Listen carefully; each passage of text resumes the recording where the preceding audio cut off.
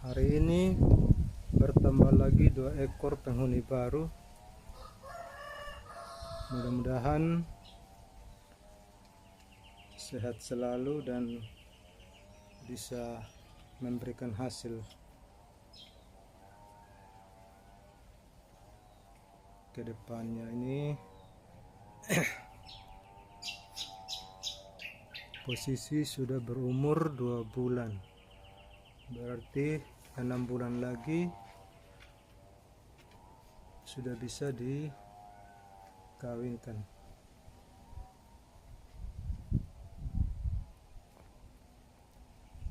Ini yang sudah menghuni kandang ini 1 minggu yang lalu. Ya, pertumbuhannya sudah ada perubahan dalam 1 minggu ini. Diharapkan yang 2 ekor ini juga 1 minggu ke depan sudah ada perubahan dari kondisi yang saat ini.